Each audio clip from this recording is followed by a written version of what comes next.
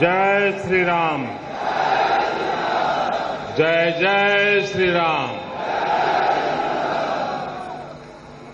मंच पर विराजमान उत्तर प्रदेश के गवर्नर श्रीमान राम नाईक जी,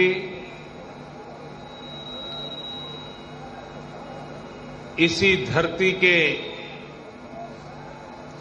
प्रतिनिधि और देश के गृह मंत्री श्रीमान राजनाथ सिंह जी, उत्तर प्रदेश के राज्य मंत्री डॉक्टर शिव प्रताप जी, भारतीय जनता पार्टी उत्तर प्रदेश के युवा अध्यक्ष और सांसद श्रीमान केशव प्रसाद मौर्य जी, लखनऊ के यशस्वी मेयर श्री दिनेश शर्मा जी, हमारे वरिष्ठ नेता पूर्व सांसद श्रीमान लालजी टंडन जी, रामलीला समिति के अध्यक्ष श्री हरीशचंद्र जी अग्रवाल, रामलीला समिति के सचिव पंडित आदित्यनाथ जी और विशाल संख्या में पधारे हुए प्यारे भाइयों और बहनों,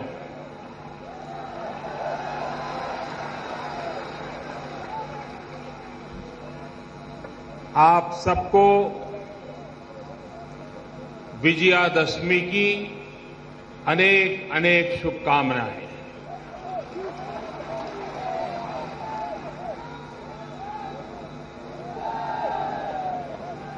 आज पूरा देश विजयादशमी के इस पावन पर्व में लीन है।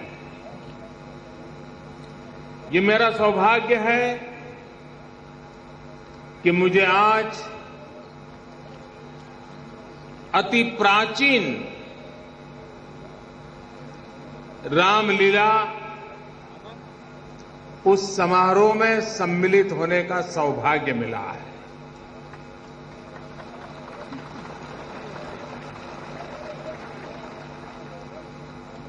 हिंदुस्तान की धरती का ये वो भूभाग है जिस भूभाग ने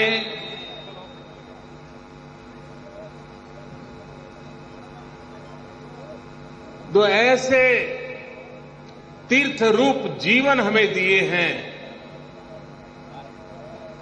एक प्रभु राम और दूसरे श्री कृष्ण। इसी धरती से मिले और ऐसी धरती पर विजयादशमी के पर्व पर आकर के नमन करना, इससे बड़ा जीवन का सौभाग्य क्या हो सकता है।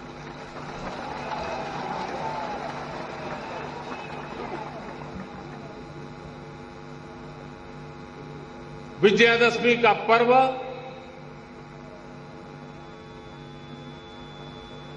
असत्य पर सत्य के विजय का पर्व है।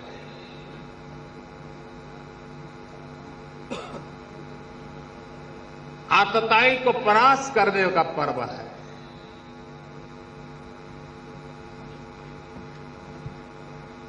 हम रावण को तो हर वर्ष जलाते हैं।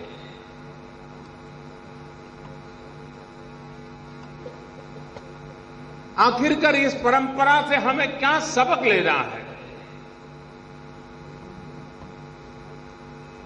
रावण को जलाते समय हमारा एक ही संकल्प होना चाहिए कि हम भी हमारे भीतर, हमारी सामाजिक रचना में, हमारे राष्ट्रीय जीवन में जो जो बुराइयां हैं, उन बुराइयों को भी ऐसे ही खत्म करके रहेंगे।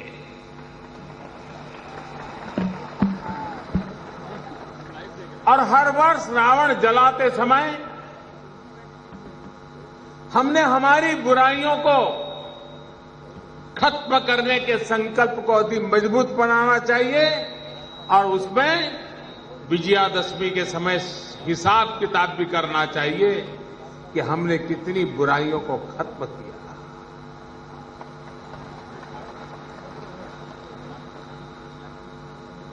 आज शायद उस समय का रावण का रूप नहीं होगा, आज शायद उस समय जैसी राम और रावण की लड़ाई भी नहीं होगी, लेकिन हमारे भीतर अंतर्द्वंद एक अविरत चलने वाली प्रक्रिया है। और इसलिए हमारे भीतर भी ये दशहरा जो शब्द है उसका एक संदेश तो यह भी है कि हम हमारे भीतर की 10 कमियों को हरें, उसको खत्म करें। 10 हरा, उसको खत्म करें। जीवन को पतन लाने वाली जितनी जितनी चीजें हैं उस पर विजय प्राप्त किए बिना जीवन कभी सफल नहीं होता।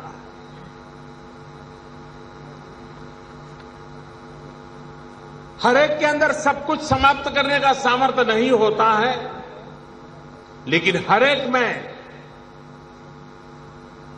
ऐसी बुराइयों को समाप्त करने के प्रयास करने का सामर्थ्य तो ईश्वर ने दिया होता है। और इसलिए समाज के नाते, व्यक्ति के नाते, राष्ट्र के नाते हमारे भीतर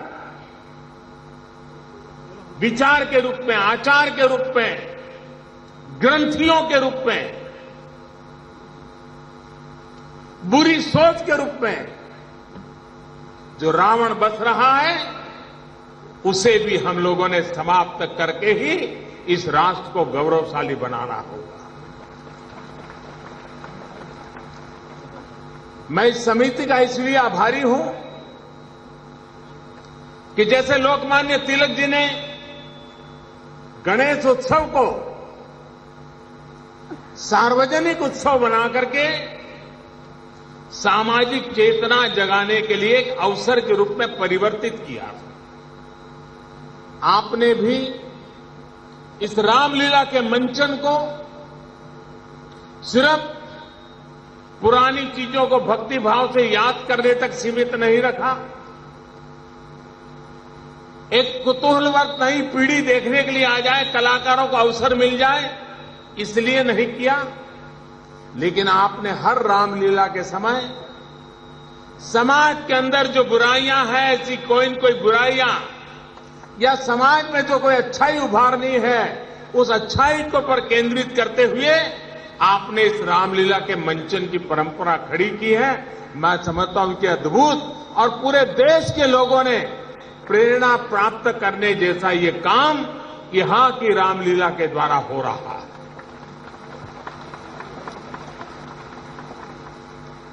और उस रामायण के पात्रों के माध्यम से भी हम आधुनिक जीवन के लिए संदेश दे सकते हैं, सामर्थ्य है उसमें। और ये देश की विशेषता यही है कि हजारों साल से हमारे यहां हमारी सांस्कृतिक विरासत को एक पीढ़ी से दूसरी पीढ़ी तक पहुंचाने की यही तो सबसे बड़ी व्यवस्था रही है कि कथा के द्वारा, कला के द्वारा हमने इस परंपरा को जीवित रखा है। और उसका अपना एक समाज जीवन में महामूल्य होता है। इस बार का मंचन का विषय रहा है आतंकवाद। आतंकवाद ये मानवता का दुश्मन है। और प्रभु राम मानवता का प्रतिनिधित्व करते हैं, मानवता के उच्च मूल्यों का प्रतिनिधित्व करते हैं, मानवता के आदर्शों का प्रतिनिधित्व करते हैं, मर्यादाओं को रेखांकित करते हैं और विवेक, त्याग, तपस्या उसकी एक मिसाल हमारे बीच छोड़ करके गए। और इसलिए और आतंकवाद के खिलाफ सबसे पहले कौन लड़ा था? कोई फौजी था क्या? कोई नेता था क्या?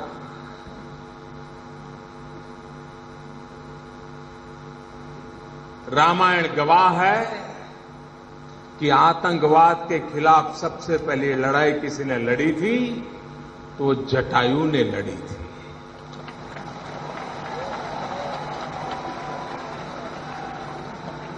एक नारी के सम्मान के लिए रावण जैसी सामर्थ्यवान शक्ति के खिलाफ एक जटायु जूझता रहा, लड़ता रहा। आज भी अभय का संदेश कोई देता है तो जटायु देता है।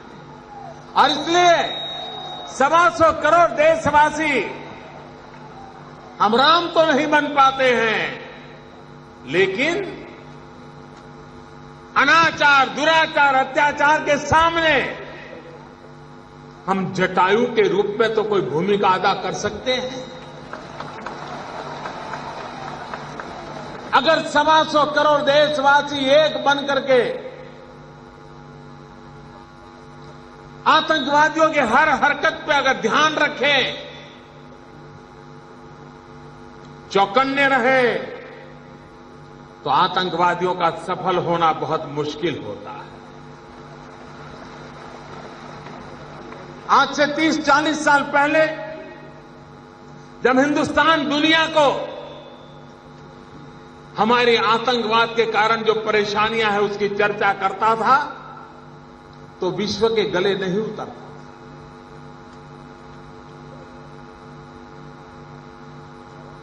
92-93 की घटना मुझे याद है। मैं अमेरिका के स्टेट डिपार्टमेंट के स्टेट सेक्रेटरी से बात कर रहा था और जब मैं आतंकवाद की चर्चा करता था तो वो मुझे कह रहे थे ये तो आपका लॉ एंड ऑर्डर प्रॉब्लम है।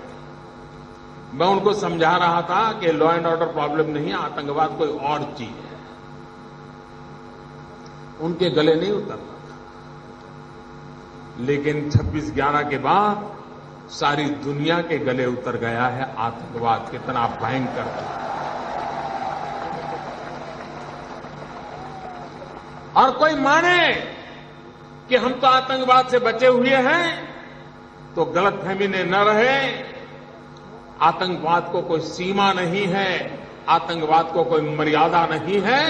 वो कहीं पर जाकर के किसी भी मानवतावादी चीजों को नष्ट करने पर तुला हुआ है। और इसलिए विश्व की मानवतावादी शक्तियों का आतंकवाद के खिलाफ एकजुट होना अनिवार्य हो गया है। जो आतंकवाद करते हैं उनको जड़ से खत्म करने की जरूरत पैदा हुई है। जो आतंकवाद को पनाह देते हैं, जो आतंकवाद को मदद करते हैं, अब तो उनको भी बख्शा नहीं जा सकता। पूरा विश्व तबाह हो रहा है। 2 दिन से हम टीवी पे सीरिया की एक छोटी बालिका का चित्र देख रहे हैं। 2 दिन से हम सीरिया की एक छोटी बालिका का चित्र देख रहे हैं टीवी पर। आंख में आंसू आ जाते हैं। किस प्रकार से निर्दोषों की जान ली जा रही है। और इसलिए आज जब हम रावण वध और रावण को जला रहे हैं तब पूरे विश्व ने, सिर्फ भारत ने नहीं, सिर्फ मुझे और आपने नहीं, पूरे विश्व की मानवतावादी शक्तियों ने आतंकवाद के खिलाफ एक बनकर के लड़ाई लड़नी ही पड़ेगी। आतंकवाद को खत्म किए बिना मानवता की रक्षा संभव नहीं होगी।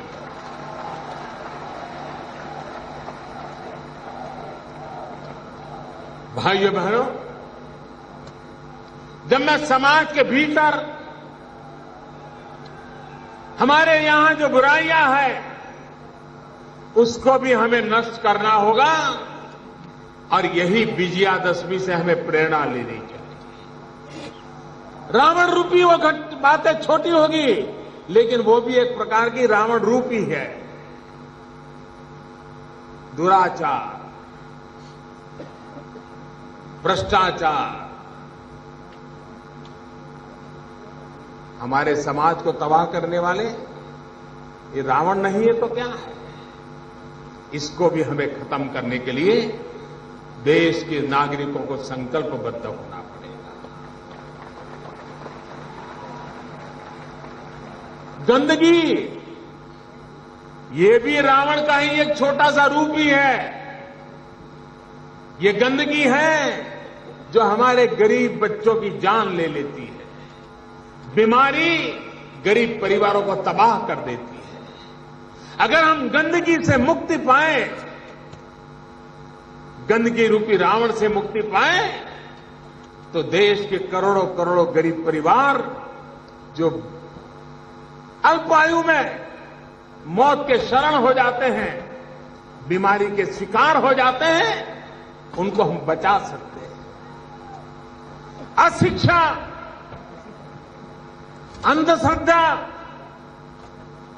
ये भी तो समाज को नष्ट करने वाली हमारी कमियां हैं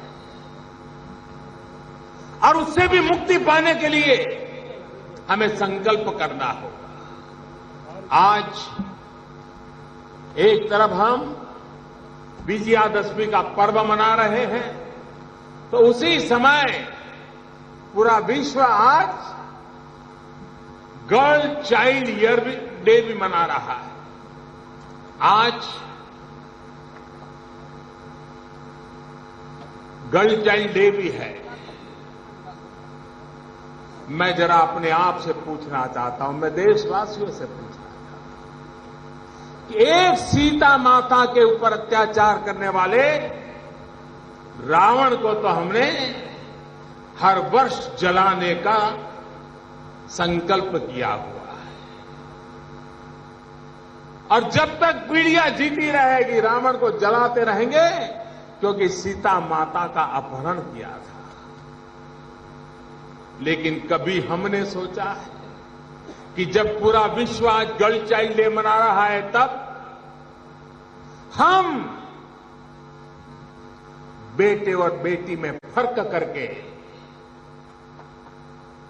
मां के गर्भ में कितनी सीताओं को मौत के घाट उतार देते हैं, ये हमारे भीतर के रावण को खत्म कौन करेगा? क्या आज भी 21वीं शताब्दी में मां के गर्भ में बेटियों को मारा जाएगा?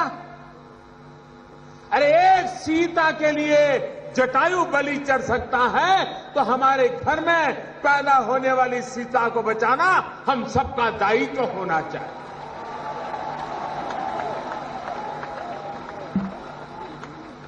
घर में बेटा पैदा हो, जितना स्वागत सम्मान हो, बेटी पैदा हो उससे भी बड़ा स्वागत सम्मान हो, ये हमें स्वभाव बनाना हो।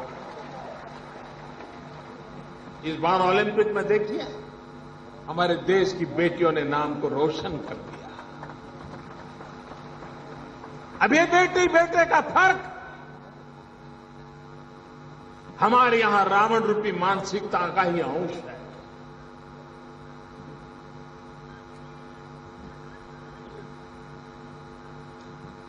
शिक्षित हो अशिक्षित हो,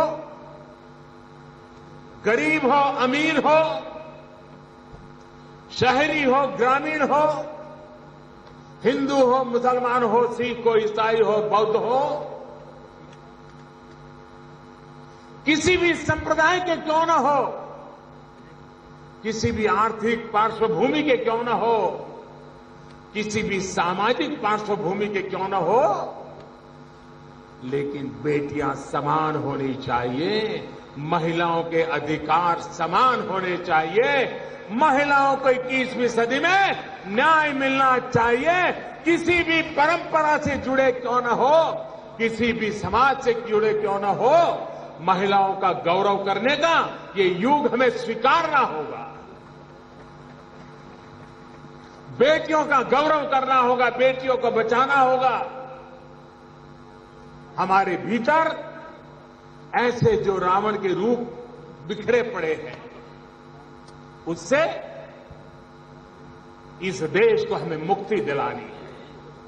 और इसलिए जब लक्ष्मण की नगरी में आया हूं, गोस्वामी तुलसीदास की धरती पर आया हूं, श्री कृष्ण के जीवन में भी युद्ध था, राम के जीवन में भी युद्ध था, लेकिन हम वो लोग हैं जो युद्ध से बुद्ध की ओर चले जाते हैं।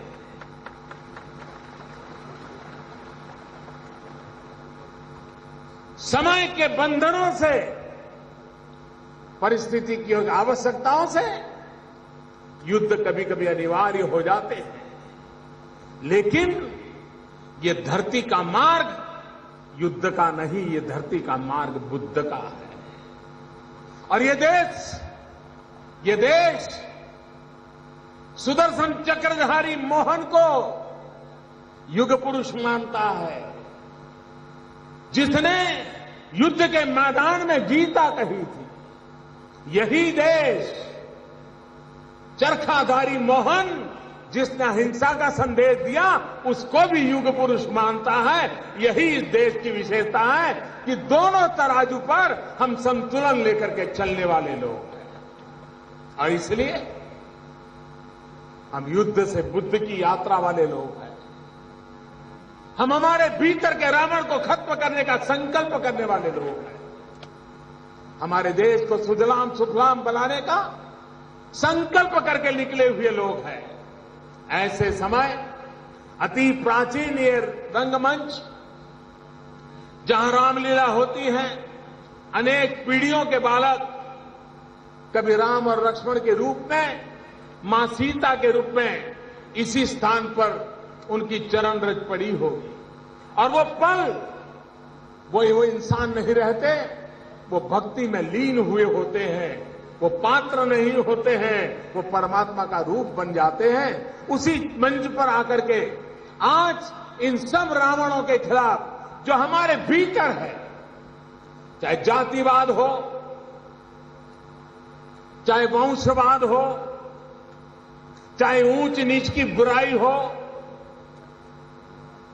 चाहे संप्रदायवाद का जुनून हो, ये सारी बुराइयां किसी न किसी रूप में बिखरा पड़ा रावण का ही रूप है। और इससे मुक्ति पाना, इससे खत्म करना और एकात्म हिंदुस्तान, एक रस हिंदुस्तान, समरस हिंदुस्तान, इसी संकट को पार करने का संकल्प करके इस विजयादशमी के पावन पर्व पर हम सब प्रभु राम जी के हम पर आशीर्वाद बने रहे, मानवता के मार्ग पर चलने की हमें ताकत मिले, बुद्ध का मार्ग हमारा अंतिम मार्ग बना रहे, इसी एक अपेक्षा के साथ आप सबको विजयादशमी की बहुत बहुत शुभकामनाएं। मेरे साथ पूरी ताकत से बोलिए, जय श्री राम। आवाज दूर दूर तक जानी चाहिए। जय श्री राम, जय श्री राम, जय श्री राम, जय जय श्री राम, जय जय श्री राम, जय जय श्री राम, जय जय श्री राम। बहुत आभार, बहुत धन्यवाद।